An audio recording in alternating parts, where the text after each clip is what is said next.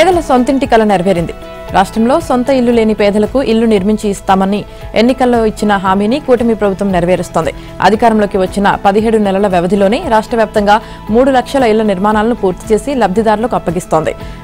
ప్రధానమంత్రి ఆవాస్ యోజన పథకం కింద నిర్మించిన 2,28,034 ఇళ్లు, పీఎంఏవై గ్రామీణ్ పథకం కింద మరో 65,292 ఇళ్లు, పీఎంఏవై జన్మన్ పథకం కింద 6,866 ఇళ్లు కలిపి మొత్తంగా 3,192 ఇళ్లలో లబ్ధిదారులు బుధవారం సామూహిక గృహప్రవేశాలు చేయనున్నారు. అన్నమయ్య జిల్లా రాయచోటి మండలం దేవగుడిపల్లి గ్రామంలో ఏర్పాటు చేసిన ప్రత్యేక కార్యక్రమానికి సీఎం చంద్రబాబు ముఖ్య అతిథిగా హాజరై లబ్ధిదారులతో సామూహిక గృహప్రవేశాలు చేయించి ఇంటి తాళాలు అందిస్తారు. అక్కడి నుంచే రాష్ట్ర వ్యాప్తంగా ఆయా జిల్లాల్లో పూర్తి చేసిన ఇళ్లను సీఎం వర్చువల్ గా ప్రారంభిస్తారు. ఆయా జిల్లాల్లో మంత్రులు, స్థానిక ఎమ్మెల్యేలు, ప్రజాప్రతినిధులు ఈ సామూహిక గృహప్రవేశాల కార్యక్రమంలో పాల్గొననున్నారు. సీఎం చంద్రబాబు అన్నమయ్య జిల్లాకు రానున్నారు. రాయచోటి నియోజకవర్గం చిన్నమండం మండలం దేవగుడిపల్లెలో పేదల గృహప్రవేశాలు, పూజా కార్యక్రమాల్లో పాల్గొననున్నారు. అనంతరం ప్రజావేదిక సభలో ప్రసంగించనున్నారు. అదేవిధంగా నియోజకవర్గంలోని పార్టీ ముఖ్య కార్యకర్తలతో సమావేశమవుతారు. దేశ విదేశాల నుంచి పెట్టుబడిదారులు రాష్ట్రానికి బారులు తీరుతున్నారని సీఎం చంద్రబాబు తెలిపారు. పరిశ్రమలు, ఉపాధి కల్పన పేరుతో ప్రకాశం జిల్లా కనిగిరిలోని ఏర్పాటు చేసిన ఎంఎస్ఎంఈ పార్కును సీఎం ప్రారంభించారు. దీంతో పాటు 17 జిల్లాల్లో మరో 49 ఎంఎస్ఎంఈ పార్కులకు వర్చువల్ గా ప్రారంభోత్సవాలు, శంకుస్థాపనలు చేశారు. మొత్తం 868 ఎకరాల్లో 873 కోట్ల వ్యయంతో ఈ ప్రాజెక్టులను పరిశ్రమల శాఖ చేపట్టగా వాటిలో అనుమతులు పొందిన 1,597 ఎంఎస్ఎంఈ సంస్థలకు సీఎం శ్రీకారం చుట్టారు. వీటితో పాటు రాష్ట్రంలో 25,256 కోట్ల పెట్టుబడులతో ఏర్పాటైన 38 మెగా పారిశ్రామిక యూనిట్లను కూడా ఆయన వర్చువల్ గా ప్రారంభించారు. భవిష్యత్ అంతా సాంకేతికతదే అని, ఆంధ్రప్రదేశ్ ను సాంకేతిక హబ్ గా మారుస్తున్నాం, ఇంటికో ఐటీ ఉద్యోగి అని 30 ఏళ్ల క్రితం పిలుపునిచ్చాను. ఇప్పుడు ఇంటికొక పారిశ్రామికవేత్త కావాలని యువతకు పిలుపునిస్తున్నా. ఈ లక్ష్యంలో భాగంగా రతన్ టాటా ఇన్నోవేషన్ హబ్ ను, అలాగే రాష్ట్రంలోని 5 ప్రాంతాల్లో 5 పెద్ద కంపెనీల భాగస్వామ్యంతో శిక్షణా కేంద్రాలు ఏర్పాటు చేస్తున్నాం. అక్కడ బ్యాంకర్లు కూడా ఉండి ఆర్థిక సాయం అందించే చర్యలు తీసుకుంటున్నాం. సంపద సృష్టిలో ప్రజల భాగస్వామ్యం కోసం ఇవన్నీ చేస్తున్నామన్నారు సీఎం చంద్రబాబు. మోదీ విధానాలు, పవన్ కళ్యాణ్ సహకారం, లోకేష్ పట్టుదల తోడై పారిశ్రామిక అభివృద్ధి పరుగులు తీస్తోందని, కేంద్రంలోని మోదీ ఆలోచనలు వాటిని అందిపుచ్చుకొని తొలుత మన రాష్ట్రంలోనే అమలు చేస్తున్నాం. అలా ప్రధాని ఆలోచనను హైజాక్ చేసి రాష్ట్రంలో సాంకేతిక రంగాన్ని మరింతగా వృద్ధి చేయగలుగుతున్నామని అన్నారు. విశాఖపట్నంలో ఈ నెల 14, 15 తేదీల్లో నిర్వహించే పెట్టుబడుల భాగస్వామ్య సదస్సు 2025కు ఆంధ్ర యూనివర్సిటీ ఇంజనీరింగ్ కాలేజ్ మైదానంలో భారీ ఏర్పాట్లు జరుగుతున్నాయి. దేశ విదేశాల నుంచి మొత్తం 3,000 మంది వస్తారని అంచనా వేసిన నేపథ్యంలో ఆ మేరకు ఏర్పాట్లు చేస్తున్నారు. సిఐఐ పోర్టల్ ద్వారా ఇప్పటికే 2,000 మంది తమ పేర్లు రిజిస్టర్ చేసుకున్నారని విశాఖ జిల్లా కలెక్టర్ హరేంద్ర ప్రసాద్ మంగళవారం తెలిపారు. ఉపరాష్ట్రపతి, రాష్ట్రపతి, గవర్నర్, ముఖ్యమంత్రి చంద్రబాబు, కేంద్ర రాష్ట్ర మంత్రులు, పలు దేశాలకు చెందిన రాయబారులు, అంతర్జాతీయ ప్రముఖులు, కేంద్ర ప్రభుత్వ కార్యదర్శులు వంటి ప్రత్యేక ఆహ్వానితులు 800 మంది వరకు రానున్నారని చెప్పారు. ఇక ఏయూ ఇంజనీరింగ్ కాలేజ్ మైదానంలో సదస్సు కోసం జర్మన్ హ్యాంగర్లతో 8 హాళ్లు నిర్మించారు. కాగా పెట్టుబడుల సదస్సుకు కట్టుదిట్టమైన భద్రత ఏర్పాటు చేయాలని పోలీసు అధికారులను హోంమంత్రి అనిత ఆదేశించారు. సోషల్ మీడియాలో తప్పుడు ప్రచారాలు చేసే వారిపై చర్యలు తీసుకోవాలని పేర్కొన్నారు. అక్రమాస్తుల కేసులో బెయిల్పై ఉన్న మాజీ సీఎం, వైసీపీ అధినేత వైఎస్ జగన్ ఈ నెల 21న సీబీఐ ప్రత్యేక కోర్టు ముందు హాజరు కానున్నారు. వ్యక్తిగత హాజరు మినహాయింపు కోరుతూ ఆయన దాఖలు చేసిన మెమోపై సీబీఐ కౌంటర్ దాఖలు చేసింది. యూరప్ పర్యటన అనంతరం కోర్టులో వ్యక్తిగతంగా హాజరు కావాలని నాంపల్లి ప్రత్యేక న్యాయస్థానం గతంలో ఇచ్చిన ఉత్తర్వులను అమలు చేయాలని గట్టిగా కోరింది. తీవ్ర ఆర్థిక నేరాపాలను ఎదుర్కొంటున్న జగన్ 6 ఏళ్లుగా ట్రయల్ కోర్టుకు రాకుండా తప్పించుకుని తిరుగుతున్నారని తెలిపింది. ఈ కేసుకు సంబంధించి డిశ్చార్జ్ పిటిషన్లపై రోజువారీ విచారణ జరుగుతున్నందున జగన్ ప్రత్యక్షంగా కోర్టుకు హాజరవడంలో తప్పేమీ లేదని పేర్కొంది. దీంతో గత్యంతరం లేక వ్యక్తిగత హాజరు మినహాయింపు కోరుతూ దాఖలు చేసిన మెమోను జగన్ తరపు న్యాయవాది వెనక్కి తీసుకున్నారు. మరికొద్ది రోజులు సమయం ఇస్తే మాజీ సీఎం వ్యక్తిగతంగా కోర్టులో హాజరవుతారని తెలిపారు. ఈ నెల 21వ తేదీ వరకు కోర్టు సమయం ఇవ్వగా అదే రోజున న్యాయస్థానానికి జగన్ వస్తారని న్యాయవాది వెల్లడించారు. దీంతో 6 ఏళ్ల తర్వాత ఆయన కోర్టు మెట్లు ఎక్కనున్నారు. జగన్ అభ్యర్థనతో గత నెలలో ఆయన యూరప్ పర్యటనకు వెళ్లేందుకు సీబీఐ ప్రత్యేక కోర్టు అనుమతి ఇవ్వడం తెలిసిందే. తిరిగొచ్చిన తర్వాత ఈ నెల 14వ తేదీలోపు కోర్టులో వ్యక్తిగతంగా హాజరు కావాలని ఉత్తర్వుల్లో స్పష్టంగా ఆదేశించింది. అందుకు అంగీకరించి యూరప్ వెళ్లిన మాజీ సీఎం స్వదేశానికి వచ్చాక మాత్రం పిల్లి మొగ్గులు వేశారు. రకరకాల కారణాలు చెబుతూ హాజరు నుంచి మినహాయింపు కావాలని కోర్టులో మెమో దాఖలు చేశారు. తాను న్యాయస్థానానికి వస్తే తగిన ఏర్పాట్లు చేయడానికి ప్రభుత్వ యంత్రాంగానికి భారమవుతుందని ఆన్లైన్లో విచారణకు హాజరవుతానని కోర్టును కోరారు. సీబీఐ అందుకు అంగీకరించకపోవడంతో వేరే మార్గం లేక ప్రత్యక్షంగా న్యాయస్థానంలో హాజరవుతానని తెలిపారు. అక్రమాస్తుల కేసులో సీబీఐ 2012 మే 27న జగన్ను అరెస్టు చేసింది. సుమారు 16 నెలలు ఆయన జైల్లో ఉన్నారు. 2013 సెప్టెంబర్ 23న ప్రత్యేక కోర్టు బెయిల్ మంజూరు చేయగా 24వ తేదీన ఆయన జైలు నుంచి విడుదలయ్యారు. అప్పటి నుంచి ఈ కేసులో 12 ఏళ్లుగా జగన్ బెయిల్ పైనే ఉన్నారు. ప్రతి గ్రామంలో ప్రతి వార్డులో సచివాలయాలు, మొత్తంగా రాష్ట్రంలో 15,000 గ్రామ వార్డు సచివాలయాలు, ఏకంగా 1.34 లక్షల మంది సిబ్బంది. ఇదంతా మా ఘనతే అని నాడు జగన్ సర్కార్ గొప్పగా చెప్పుకుంది. కానీ ఆయా శాఖల్లో ఉద్యోగుల నియామకం, విధుల కేటాయింపు, పని విభజన అంతా గందరగోళమే. జగన్ హయాంలో మొదలైన ఈ సంక్లిష్టత ఇప్పటికీ కొనసాగుతోంది. ఈ సచివాలయ వ్యవస్థను సంస్కరించడం ఎలా, ఉద్యోగులతో సమర్థంగా పని చేయించుకొని ప్రజలకు మెరుగైన సేవలు అందించడం ఎలా అన్నదానిపై కూటమి ప్రభుత్వం దృష్టి సారించింది. ఇప్పటికే పలు అధ్యయనాలు చేపట్టింది. రీగ్రూపింగ్ ద్వారా ప్రక్షాళన చేయాలనే ప్రయత్నం మొదలుపెట్టింది. అయినా తగిన ఫలితాలు లభించడం లేదన్న వ్యాఖ్యలే వినిపిస్తున్నాయి. కొందరు ఉద్యోగులకు పని ఎక్కువగా ఉంది, మరికొందరికేమో తగినంత పని లేదు. కొన్ని సచివాలయాల్లో సిబ్బంది ఎక్కువగా ఉన్నారు, మరికొన్ని చోట్ల తక్కువగా ఉన్నారు. కొన్ని చోట్ల విధులకు ఒకరిద్దరే వస్తున్నారు. మిగిలిన వారు సర్వే, ఇతర పనుల పేరు చెప్పి రావడం లేదు. వీటన్నిటిని సరిదిద్దాలి. ముఖ్యంగా వర్క్ రేషనలైజేషన్ చేయాలనే అభిప్రాయాలు వినిపిస్తున్నాయి. సచివాలయాల్లో 1.34 లక్షల ఉద్యోగాలకు నియామకాలు చేపట్టగా 1.24 లక్షల మంది విధుల్లో చేరారు. ఆ తర్వాత వివిధ కారణాలతో 10,000 మంది ఉద్యోగులు రాజీనామా చేశారు. ప్రస్తుతం 1.14 లక్షల మంది పనిచేస్తున్నారు. వీరిని సమర్థంగా ఉపయోగించుకోవడంపై కూటమి సర్కార్ ఏడాది పాటు కసరత్తు చేసి గ్రామ వార్డు సచివాలయాలను రీగ్రూపింగ్ చేపట్టింది. ఆయా శాఖల ద్వారా సచివాలయ సిబ్బందిని బదిలీ చేసేందుకు అనుమతి ఇచ్చింది. క్లస్టర్ విధానం చేపట్టిన తర్వాత A, B, C గ్రేడ్లుగా సచివాలయాలను విభజించారు. గతంలో ఒక్కో సచివాలయంలో 10 నుంచి 11 మంది ఉద్యోగులు ఉండేవారు. రీగ్రూపింగ్ తర్వాత జనాభాను బట్టి ఒక్కో సచివాలయంలో 6 నుంచి 8 మందిని నియమించారు. జనాభా తక్కువగా ఉన్న ఏ కేటగిరీ సచివాలయాల్లో అడ్మిన్ పోస్టు లేకుండా చేశారు. దీంతో అక్కడ సిబ్బంది తగ్గిపోయారు. జనాభా ఎక్కువగా ఉన్న C కేటగిరీ సచివాలయాల్లో నియమించిన సిబ్బందికి పనిభారం ఎక్కువైందని ఏదో ఒక రకంగా పైరవీలు చేసుకుని మధ్య తరహా B కేటగిరీ సచివాలయాలకు బదిలీ అవుతున్నారు. దీంతో కొన్ని సచివాలయాల్లో సిబ్బంది కొరత అలాగే ఉంది. ప్రజలకు సరిగా సేవలు అందడం లేదనే విమర్శలు వినిపిస్తున్నాయి. ప్రధాని Modi, CM Chandrababu, deputy CM Pawan కళ్యాణ్ల కలయిక ఉంగరంలో పొదిగిన రత్నం వంటిదని కేంద్ర గ్రామీణాభివృద్ధి, వ్యవసాయ శాఖల మంత్రి శివరాజ్ సింగ్ చౌహాన్ అన్నారు. వీరి కలయిక రాష్ట్ర ప్రజల జీవిత స్థితిగతులను మారుస్తుందని, ఏపీని నెంబర్ 1 స్థానంలో నిలుపుతుందన్న ఆశాభావం వ్యక్తం చేశారు. మధ్యప్రదేశ్లో అందరూ తనని మామ అని పిలుస్తారని, తాను ఆ రాష్ట్రానికే కాదు ఆంధ్రప్రదేశ్కు కూడా మేనమామలా వ్యవహరిస్తూ కేంద్రం నుంచి అవసరమైన ఆర్థిక సాయాన్ని తప్పక అందిస్తానన్నారు. లఖ్పతి దీదీల పథకాన్ని సమర్థంగా అమలు చేయడం ద్వారా ఏపీని పూరిగుడిసలేని రాష్ట్రంగా తీర్చిదిద్దడం అని చౌహాన్ వాగ్దానం చేశారు. వాటర్ షెడ్ మహోత్సవ కార్యక్రమంలో గుంటూరు జిల్లా పర్తిపాడు నియోజకవర్గంలోని 150 సంవత్సరాల చరిత్ర కలిగిన వెంగళాయపాలెం చెరువు వేదికగా కేంద్ర గ్రామీణాభివృద్ధి శాఖ సహాయ మంత్రి పెమ్మసాని చంద్రశేఖర్తో కలిసి ఆయన ప్రారంభించారు. 1.20 కోట్లతో 21 ఎకరాల్లో పునరుద్ధరించిన ఈ చెరువును శివరాజ్ సింగ్ చౌహాన్ పరిశీలించి మొక్కలు నాటి నీరు పోశారు. అనంతరం నల్లపాడు లయోలా పబ్లిక్ స్కూల్ మైదానంలో ఏర్పాటు చేసిన సభలో చౌహాన్ మాట్లాడారు. తెలుగుదేశం ఆవిర్భావం తర్వాత ఈసారి ఇచ్చినన్ని పదవులు గతంలో ఎన్నడూ ఇవ్వలేదు. అయినా పార్టీ శ్రేణులు అసంతృప్తిగా ఉంటున్నాయి. దీనికి కారణం ఏమిటో ఆరా తీయండని పార్టీ జోనల్ సమన్వయకర్తలను ఆ పార్టీ జాతీయ ప్రధాన కార్యదర్శి లోకేష్ ఆదేశించారు. టీడీపీ కేంద్ర కార్యాలయంలో జోనల్ కోఆర్డినేటర్లతో ఆయన, పార్టీ రాష్ట్ర అధ్యక్షుడు పల్లా శ్రీనివాసరావు సుమారు 3 గంటల పాటు సమావేశమయ్యారు. కార్యకర్తలకు, నేతలకు నడుమ దూరం పెరిగిపోతోందని, తరచూ వారితో మాట్లాడకపోవడం వల్లే వారేం కోరుకుంటున్నారో నాయకులకు తెలియడం లేదని లోకేష్ వ్యాఖ్యానించారు. పార్టీకి కార్యకర్తే అధినేత, ఆ దిశగా ప్రతి కార్యకర్తకు ప్రాధాన్యం ఉండాలి. కార్యకర్తలకు, ఎమ్మెల్యేలు, మంత్రులకు జోనల్ కోఆర్డినేటర్లు వారిదిలా పనిచేయాలి. నెలకో రోజు ఇన్ఛార్జి మంత్రులు, ఎమ్మెల్యేలతో సమావేశమవ్వండి. కార్యకర్తల సమస్యలను వారి దృష్టికి తీసుకువెళ్లి పరిష్కరించండి అని తెలిపారు.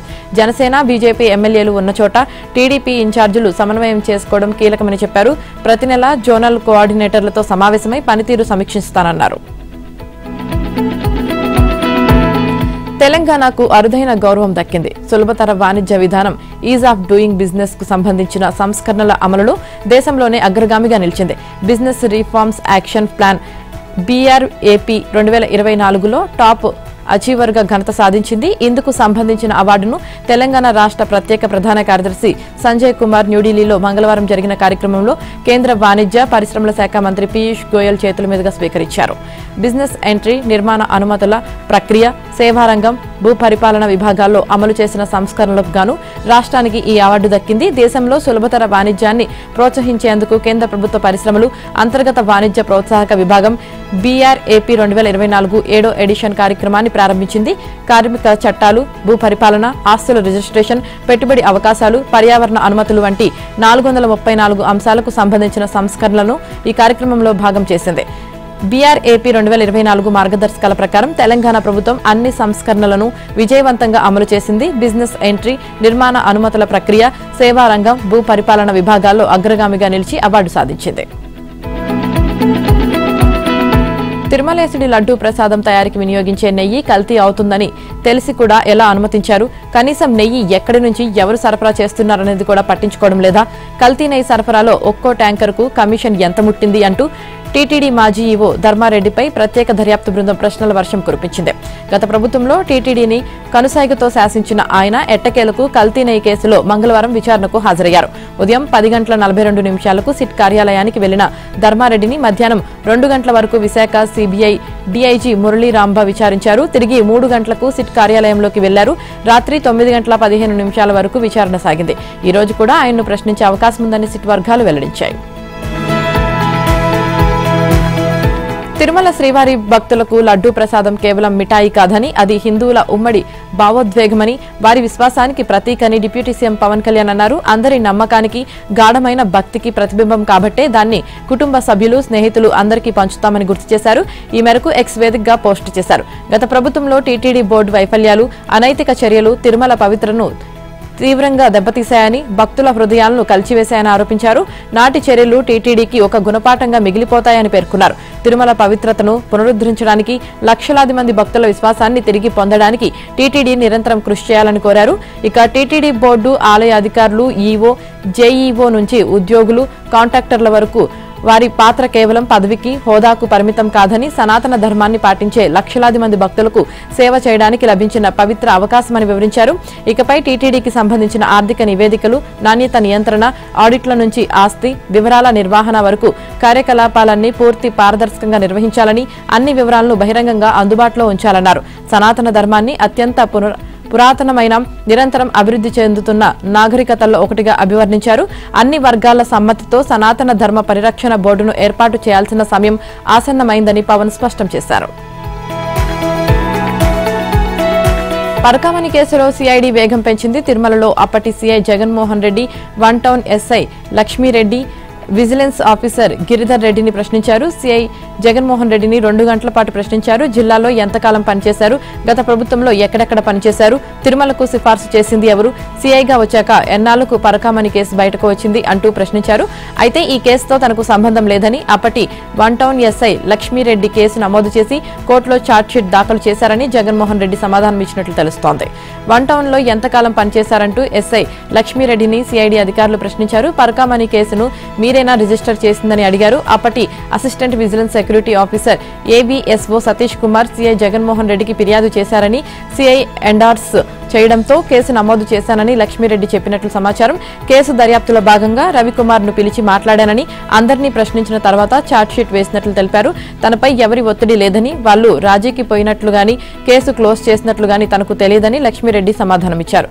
తనిఖీల్లో రవికుమార్ వద్ద 112 నోట్లు దొరికినట్లు ఫిర్యాదులో ఉండగా, రికార్డుల్లో 9 నోట్లే చూపడం ఏమిటని జగన్మోహన్ రెడ్డి, లక్ష్మీరెడ్డిని సిఐడి అధికారులు ప్రశ్నించారు. పరకామణిలో కాజేసిన సొమ్ముతో రవికుమార్ కోట్లకు పడగలెత్తారని ఆరోపణలు ఉన్నందున అప్పటి ప్రజాప్రతినిధులు కల్పించుకొని లోక్ అదాలత్లో కేసుకు రాజీ చేయించారా అని సిఐడి అధికారులు ప్రశ్నించారు. అయితే సిఐడి అధికారులు వేసిన పలు ప్రశ్నలకు జగన్మోహన్ రెడ్డి, లక్ష్మీరెడ్డి పొంతనలేని సమాధానాలు చెప్పారు. మైనార్టీల అభివృద్ధికి కృషి చేస్తానన్నారు సీఎం చంద్రబాబు. విజయవాడలోని తుమ్మలపల్లి కళాక్షేత్రంలో నిర్వహించిన జాతీయ విద్యా దినోత్సవ కార్యక్రమంలో సీఎం పాల్గొన్నారు. జాతీయ విద్యా దినోత్సవం, రాష్ట్ర మైనార్టీ సంక్షేమ దినోత్సవాన్ని నిర్వహించుకోవడం సంతోషంగా ఉందన్నారు. ఎంతో అనుభవం ఉన్న తనకే ఏపీ ఆర్థిక పరిస్థితి అంతుబట్టడం లేదని, అయినా భయపడకుండా ముందుకు సాగుతున్నామన్నారు. ఆర్థిక ఇబ్బందులున్నా సంక్షేమ పథకాలు అమలు చేస్తున్నామన్నారు. మైనార్టీల పిల్లలకు ఇంటర్ వరకు ఉచిత విద్యను అందిస్తామని హామీ ఇచ్చారు. చెదురుమదురు ఘటనలు స్వల్ప ఉద్రిక్తతలు మినహా జూబ్లీహిల్స్ అసెంబ్లీ నియోజకవర్గ ఉప ఎన్నిక పోలింగ్ ప్రశాంతంగా ముగిసింది. ఉదయం 7 గంటలకు మొదలైన పోలింగ్ పలు ప్రాంతాల్లో రాత్రి 8:30 వరకు కొనసాగింది. సాయంత్రం 6 గంటల వరకు క్యూలో ఉన్న వారిని తర్వాత కూడా ఓటు వేసేందుకు అధికారులు అనుమతించారు. కడపటి సమాచారం అందే సమయానికి 48.47% పోలింగ్ నమోదైంది. తుది లెక్కల అనంతరం పోలింగ్ శాతంలో మార్పు ఉంటుందని ఎన్నికల విభాగం వర్గాలు చెబుతున్నాయి. ఇక 2023 అసెంబ్లీ ఎన్నికల్లో 47.58% పోలింగ్ నమోదు కాగా ఈసారి దాదాపు 1% మాత్రమే పెరిగింది. ఉదయం 9 గంటల వరకు మందకొడిగా సాగిన పోలింగ్ అనంతరం కాస్త పుంజుకుంది. ప్రధాన పార్టీల కార్యకర్తలు ఓటర్ల ఇళ్లకు వెళ్లి పోలింగ్ కు రావాలని కోరడం పలు చోట్ల కనిపించింది. కొన్ని కేంద్రాల్లో మాత్రం నూతన ఓటర్లు యువత ఓట్లు వేసేందుకు రావడం కనిపించింది. కొన్ని చోట్ల వయోధికులు దివ్యాంగులు ఓటు వేసేందుకు తరలివచ్చారు. వారి కోసం పోలింగ్ కేంద్రాల వద్ద వీల్ చైర్లు, ఎన్సీసీ క్యాడెట్లు, వాలంటీర్లను ఏర్పాటు చేశారు. దాదాపు 100 ఆటోలు ఉచిత సేవలందించాయి. వయోధికులు దివ్యాంగులకు ఉచితంగా పోలింగ్ కేంద్రాలకు తీసుకురావడంతో పాటు తిరిగి ఇళ్ల వద్ద వదిలేశారు. పోలింగ్ కేంద్రాలను జిల్లా ఎన్నికల అధికారి జీహెచ్ఎంసీ కమిషనర్ ఆర్వి కర్ణన్ సందర్శించారు. పోలింగ్ సరళి ఏర్పాట్లపై ఆరా తీశారు. డ్రోన్ల పనితీరును ప్రత్యక్షంగా పరిశీలించారు. కంట్రోల్ రూమ్ లో వెబ్ కాస్టింగ్ ను వీక్షించారు. కేంద్ర ఎన్నికల సంఘం పరిశీలకులు పోలింగ్ సరళిని పరిశీలించారు. 4.01 లక్షల ఓటర్లున్న జూబ్లీహిల్స్ అసెంబ్లీ నియోజకవర్గంలో 58 మంది అభ్యర్థులు బరిలో నిలిచారు. కాంగ్రెస్ అభ్యర్థిగా నవీన్ యాదవ్, బీఆర్ఎస్ తరపున మాగంటి సునీత గోపీనాథ్, బీజేపీ అభ్యర్థిగా లంకల దీపక్ రెడ్డి పోటీ చేశారు. అయితే పోలింగ్ రోజు పరిణామాలను గమనించిన పలు సంస్థల ఎగ్జిట్ పోల్స్ పరిశీలించిన ప్రధాన పోటీ కాంగ్రెస్ బీఆర్ఎస్ మధ్య ఉన్నట్లు స్పష్టమవుతోంది. ఎన్నికల ఫలితాలు ఈ నెల 14వ తేదీన వెలువడనున్నాయి. బీహార్లో ఓటర్లు పోటెత్తారు. మునుపెన్నడూ లేని విధంగా భారీ సంఖ్యలో ఓటు హక్కు వినియోగించుకున్నారు. 121 అసెంబ్లీ స్థానాలకు మంగళవారం జరిగిన రెండో దశ ఎన్నికల్లో ఏకంగా 68.79% పోలింగ్ నమోదైనట్లు ఎన్నికల కమిషన్ ప్రకటించింది. గత ఎన్నికల్లో రెండో విడతలో 58.8% మాత్రమే పోలింగ్ జరగగా ఈసారి 9.6% ఎక్కువ ఓటింగ్ నమోదైంది. 3.7 కోట్ల మంది ఓటర్లు 1302 మంది అభ్యర్థుల భవితవ్యాన్ని ఈవీఎంలలో నిక్షిప్తం చేశారు. రాష్ట్ర అసెంబ్లీలో 243 సీట్లు ఉండగా తొలి విడతలో 122 స్థానాలకు ఈ నెల 6న ఎన్నికలు జరిగాయి. 65.09% పోలింగ్ నమోదైంది. రెండు దశల్లో కలిపి సగటున 66.9% పోలింగ్ జరిగిందని రాష్ట్ర ఎన్నికల ప్రధాన అధికారి వినోద్ సింగ్ వెల్లడించారు. ఇక రాష్ట్రంలో ఇంత ఓటింగ్ గతంలో ఎప్పుడూ లేదు. తొలి విడతలో మాదిరిగానే మంగళవారం కూడా మహిళలు భారీ స్థాయిలో ఓటు హక్కు వినియోగించుకున్నారు. ఓటింగ్లో 74.03% వారిదే. మొత్తంగా రెండు దశల్లో కలిపి 71.6% మంది మహిళలు ఓటు హక్కు వినియోగించుకున్నారు. బీహార్ ఫలితాలను శుక్రవారం ప్రకటిస్తారు. బెట్టింగ్ యాప్ల కేసులో సినీ హీరో విజయ్ దేవరకొండ సిట్ విచారణకు హాజరయ్యారు. సిట్ అధికారుల బృందం విజయ్తో పాటు బిగ్ బాస్ ఫేమ్ సిరి హనుమంతును కూడా విచారించారు. పంజాగుట్ట, మియాపూర్లో నమోదైన 2 కేసుల్లో సిట్ అధికారులు విచారణ జరుపుతున్నారు. ఇటీవలే వివిధ రాష్ట్రాల్లో సోదాలు చేసి 6 బెట్టింగ్ యాప్లకు సంబంధించి 8 మందిని అరెస్టు చేశారు. తాజాగా విజయ్ దేవరకొండకు నోటీసులు జారీ చేయడంతో మంగళవారం విచారణకు హాజరయ్యారు. ఇక గంటన్నర పాటు విజయ్ను విచారించిన సిట్ అధికారులు ఆయన వాంగ్మూలాన్ని నమోదు చేసుకున్నారు. గతంలో విజయ్ A23 బెట్టింగ్ యాప్ను ప్రమోట్ చేశారు. దీనిపై ఈ ఏడాది ఆగస్టు 6న విజయ్ను ఈడీ అధికారులు విచారించారు. A23 బెట్టింగ్ యాప్ పారితోషికానికి సంబంధించిన వివరాలను సిట్ అధికారులు సేకరించారని సమాచారం. వాస్తవానికి తాను ప్రమోట్ చేసిన A23 బెట్టింగ్ యాప్ తెలంగాణలో ఓపెన్ కాదని, తాను చట్టపరంగానే ఆ యాప్ కు ప్రచారం చేశానని, తర్వాత అది తప్పని తెలియడంతో కొత్తగా బెట్టింగ్ యాప్ల ప్రమోషన్లు అంగీకరించడం లేదని విజయ్ వివరించినట్లు తెలుస్తోంది. ఇక గోవింద 365 అనే బెట్టింగ్ యాప్ కు ప్రమోషన్ నిర్వహించి భారీగా పారితోషికం తీసుకున్న బిగ్ బాస్ ఫేమ్ సిరి హనుమంత్ కూడా సిట్ విచారణకు హాజరయ్యారు. బెట్టింగ్ యాప్ ప్రమోషన్ ద్వారా వచ్చిన డబ్బుతో ఆమె బ్యూటీ ట్రీట్మెంట్ కేంద్రాలు ప్రారంభించిందని గుర్తించిన సిట్ అధికారులు పెట్టుబడులు గురించి ఆరా తీసినట్లు తెలుస్తుంది. వాస్తవానికి ఆ యాప్ ప్రమోషన్ ను సిరి హనుమంతు భిన్నంగా నిర్వహించారు. మీరు సంపాదించే ప్రతి రూపాయికి పైసా పన్ను చెల్లించాల్సిన అవసరం లేదు, నో ట్యాక్స్ బెట్టింగ్ యాప్ అంటూ ప్రచారం చేసినట్లు అధికారులు గుర్తించారు. భద్రాద్రి కొత్తగూడెం జిల్లా భద్రాచలం ప్రభుత్వ ఏరియా ఆసుపత్రిని జిల్లా కలెక్టర్ జితేష్ వి పాట్ ఆకస్మిక తనిఖీలు చేపట్టారు. ఏజెన్సీ గ్రామాలలో పనిచేస్తున్న వైద్య అధికారులు, సిబ్బంది బాధ్యతతో పనిచేయడం వలన మన జిల్లాకు మంచి పేరు వచ్చిందన్నారు. ఆసుపత్రిలోని ఆపరేషన్ థియేటర్, వార్డులను పరిశీలించారు. సిఆర్ఎం కామన్ రివ్యూ మిషన్ బృందం సభ్యులు భద్రాచలం ఆసుపత్రులలో ప్రజలకు అందుతున్న వైద్య సేవలపై సంతృప్తి వ్యక్తం చేశారని, మారుమూల ప్రాంతాలలో కూడా స్పెషలిస్టు వైద్య సేవలు అద్భుతంగా అందుతున్నాయని కొనియాడారని అన్నారు. ఆసుపత్రుల్లో పనిచేసే అన్ని స్థాయి సిబ్బంది శ్రద్ధ, అంకిత భావంతో సేవలు అందిస్తున్నట్లు తెలిపారని, మారుమూల ప్రాంతాల్లోని ఆసుపత్రులతో పాటు ఏరియా ఆసుపత్రుల్లో కూడా స్పెషలిస్ట్ వైద్యులు మరియు డయాలసిస్ సెంటర్లు, రేడియాలజిస్టులు, ఐసీయూ నిర్వహణ, ఆపరేషన్ థియేటర్ సేవలు బాగున్నాయని తెలిపారని ఆయన అన్నారు. చిత్తూరు జిల్లాల మదినపల్లె గ్లోబల్ ఆసుపత్రిలో కిడ్నీ అక్రమ విక్రయాలు సంచలనంగా మారాయి. కిడ్నీ ఇచ్చిన మహిళ మృతి చెందడంతో గుట్టురట్టయింది. దాంతో పోలీసులు గ్లోబల్ ఆసుపత్రిపై దాడి చేసి డాక్టర్లను అదుపులోకి తీసుకున్నారు. డయాలసిస్ సెంటర్కు ధనికులకు కిడ్నీల మార్పిడి చేస్తామని గ్లోబల్ ఆసుపత్రి డాక్టర్లు ఎరవేస్తున్నారు. ఇందుకోసం రాష్ట్ర వ్యాప్తంగా బ్రోకర్లను నియమించుకొని దందా చేస్తున్నారు. తాజాగా విశాఖకు చెందిన యమునకు 8 లక్షలు ఇస్తామంటూ మదనపల్లెకు తీసుకువచ్చి ఆపరేషన్ చేశారు. ఆమె నుంచి కిడ్నీ సేకరించాక ఆరోగ్య పరిస్థితి విషమించడంతో ప్రాణాలు కోల్పోయింది. ఈ విషయం బయటకు రాకుండా యమున మృతదేహాన్ని గుట్టుచప్పుడు కాకుండా విశాఖ తరలించేందుకు ప్రయత్నించారు. అయితే యమున భర్త డైల్ 100కు కాల్ చేసి ఫిర్యాదు చేయడంతో గ్లోబల్ ఆసుపత్రిపై పోలీసులు దాడి చేసి నిందితుల్ని అదుపులోకి తీసుకున్నారు. కష్టాలు కన్నీళ్ల మధ్య ఓ పశువుల కాపరిగా అతి సామాన్యుడి నుంచి తరాన్ని సృజించి తెలంగాణ ప్రజల గుండెల్లో చిరస్థాయిగా నిలిచిపోయిన చైతన్యశ్రీ అందశ్రీ శాశ్వతంగా సెలవు తీసుకున్నారు. ఆప్తులైన కవులు, ఉద్యమకారులు, కళాకారుల అశ్రు నయనాల మధ్య సహజ కవి అందశ్రీ అంత్యక్రియలు ముగిశాయి. మల్కాజ్గిరి జిల్లా గట్కేసర్లోని ఎమ్మెల్యే క్యాంప్ ఆఫీస్ పక్కన ఉన్న హెచ్ఎండిఎస్ స్థలంలో పూర్తి అధికారిక లాంఛనాల మధ్య అందశ్రీ అంత్యక్రియలు నిర్వహించారు. ఇక అందశ్రీకి గౌరవ సూచకంగా పోలీసులు తుపాకులను 3 సార్లు గాల్లోకి పేల్చారు. అంత్యక్రియలకు సీఎం రేవంత్ రెడ్డి, మంత్రులు శ్రీధర్ బాబు, పొంగులేటి, జూపల్లి, అడ్లూరి లక్ష్మణ్, టీపీసీసీ అధ్యక్షుడు మహేష్ కుమార్ గౌడ్, కాంగ్రెస్ సీనియర్ నేత బీహెచ్ హాజరై అక్షర యోధుడికి తుది వీడ్కోలు పలికారు. సీఎం రేవంత్ రెడ్డి స్వయంగా అందశ్రీ పాడిను మోశారు. అందశ్రీ కుమారుడితో కలిసి అంత్యక్రియల కార్యక్రమాన్ని నిర్వహించారు. కుటుంబ సభ్యులను ఓదార్చారు. 4 కోట్ల జనాల సమస్యలను తన కుటుంబ సమస్యగా భావించిన గొప్ప మానవతావాది అందశ్రీ అని కొనియాడారు. ఆయన మరణం తెలంగాణ సమాజానికి, వ్యక్తిగతంగా తనకు తీరని లోటన్నారు. రాష్ట్ర సాధనలో ప్రముఖ పాత్ర పోషించిన అందశ్రీని కోల్పోవడం దురదృష్టకరమని పేర్కొన్నారు. తాను పీసీసీ అధ్యక్షుడిగా ప్రజాక్షేత్రంలో పర్యటిస్తున్న సమయంలో అందశ్రీని కలవాలని ప్రయత్నిస్తే రాజకీయ నాయకులకు తాను దూరంగా ఉంటానని, వేదికలపైనే వారిని కలుస్తానని, వ్యక్తిగతంగా కలవనని ఓ మిత్రుడి ద్వారా సమాచారం చేరవేశారని గుర్తు చేసుకున్నారు. కొమరంభీం ఆసిఫాబాద్ జిల్లాలోని ఏజెన్సీ గ్రామాలు చలితో వణికిపోతున్నాయి. 4 రోజులుగా ఉష్ణోగ్రతలు తగ్గుముఖం పట్టడంతో చలి తీవ్రత పెరిగిపోయింది. మంగళవారం లింగాపూర్ మండలంలో 8.7 డిగ్రీల అత్యల్ప ఉష్ణోగ్రత నమోదైంది.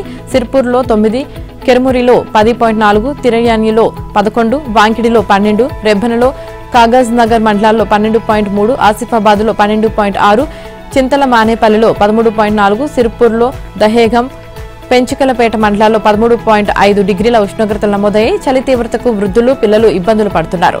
తెలంగాణలో రాగల 2 రోజుల్లో కొన్ని ప్రాంతాల్లో కనిష్ట ఉష్ణోగ్రతలు సాధారణం కంటే 2 నుంచి 3 డిగ్రీలు తక్కువగా నమోదయ్యే అవకాశం ఉందని హైదరాబాద్ వాతావరణ కేంద్రం తెలిపింది. సోమవారం రాత్రి ఆదిలాబాద్ జిల్లా బజార్ హత్నూర్లో 10, సిరిసిల్ల జిల్లా రుద్రంగిలో 11.5 డిగ్రీల కనిష్ట ఉష్ణోగ్రతలు నమోదైనట్లు పేర్కొంది. రాగల 2 రోజులకు 2 జిల్లాలకు ఆరెంజ్, మిగిలిన అన్ని జిల్లాలకు ఎల్లో అలర్ట్ జారీ చేసింది. ఆసిఫాబాద్, ఆదిలాబాద్, మంచిర్యాల జిల్లాలో 10 డిగ్రీల లోపు కనిష్ట ఉష్ణోగ్రతలు నమోదయ్యే అవకాశం ఉంది. ఢిల్లీలోని ఎర్రకోట వద్ద సోమవారం సాయంత్రం జరిగిన కారు బాంబు పేలుడు ఆత్మాహుతి దాడా కాదా అన్నదానిపై భిన్న వాదనలు వినిపిస్తున్నాయి. ఢిల్లీ పోలీసులు, ప్రభుత్వ వర్గాలు ఇది ఆత్మాహుతి దాడి కాదని చెబుతుండగా మరికొందరు మాత్రం ఉగ్రవాది ఆత్మాహుతి దాడికే పాల్పడ్డాడని పేర్కొంటున్నారు. ఈ ఉగ్రకుట్ర మొత్తం హర్యానాలోని ఫరీదాబాద్ కేంద్రంగానే జరిగినట్లు పోలీసులు తెలిపారు. కారును నడిపిన ఉమర్ నబీబ్తో పాటు మరో 2 అందులో ఉన్నట్లు మొదట వార్తలు వచ్చినప్పటికీ ఉమర్ నబీ ఒక్కడే కారులో వెళ్లాడని పోలీసులు ప్రకటించారు. ఈ కేసు దర్యాప్తును కేంద్ర ప్రభుత్వం ఎన్ఐఏకు అప్పగించింది.